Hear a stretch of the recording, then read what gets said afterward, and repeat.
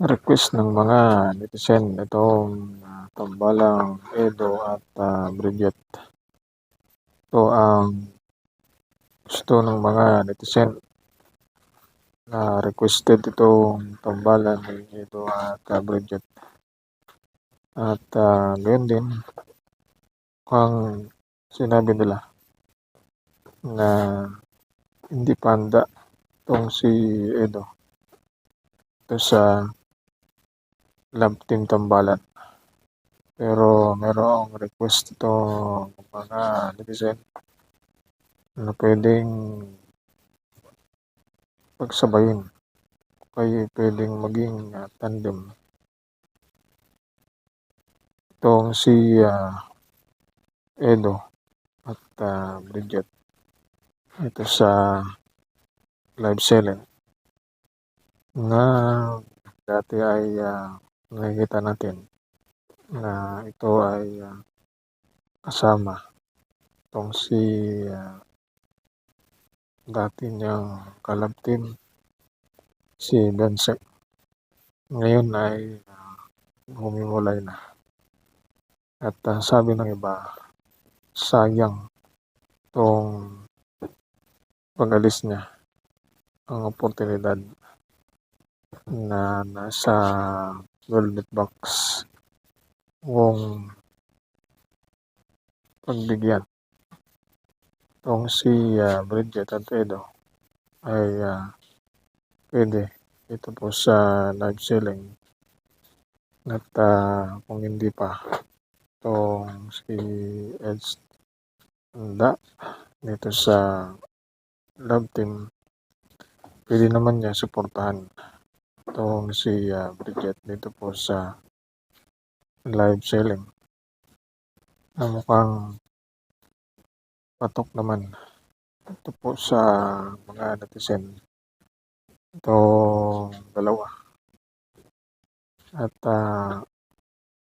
baka kung sakali ay mapag-isipan din at maging professional na lang at isipin na lang na hanggang huli ay kung wala man love team ito si Bridget pwede naman na pagbigyan dito sa mga ganitong event tulad ng live selling at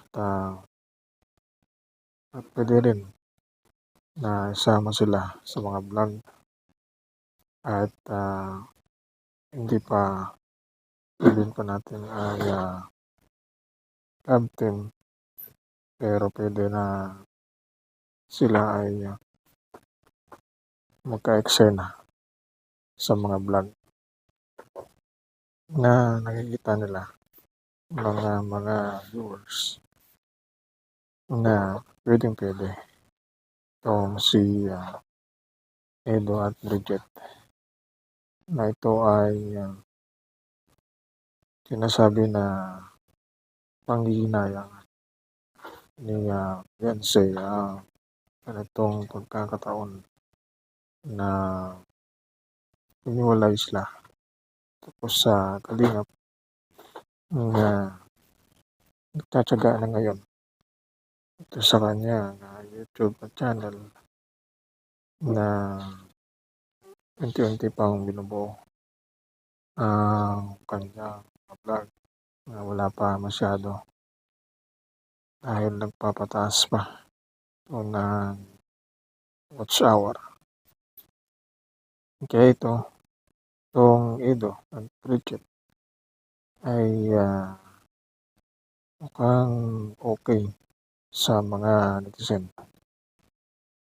Kahit sabihin na hindi pa ready ito si Eds ay pwede naman ito sa live selling ng Velvet Box na wala namang kapartner itong si Edo na masabi natin na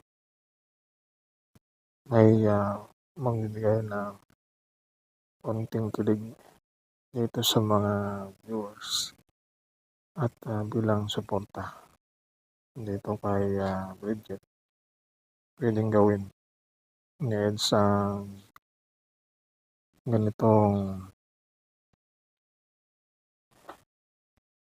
pagkakataon na nakasama itong si Bridget. Kung i-post nila itong love team na ito, ay pwede rin kung baka magbago itong isip ni Edo at kalaunan ay pumayag na sa ganitong setup.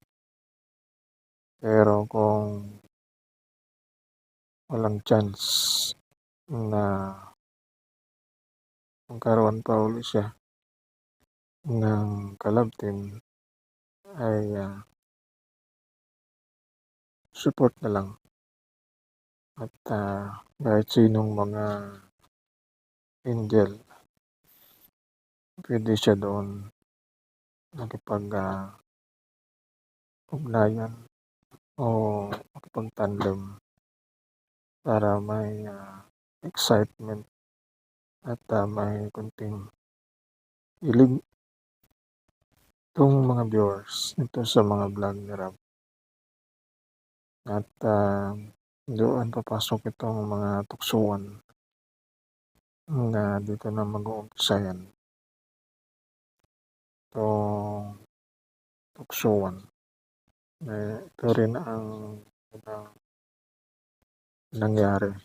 Kalustuhan ng viewers at pinagbigyan itong kagustuhan nila na nagkaroon si Edo na love team na nung una ay hindi ngayon pumayag dahil sinasabi niya na katapos niya lang sa unang love team, kaya malamang sa ganitong pagkakataon pwede naman bilang suporta. May mga sponsor naman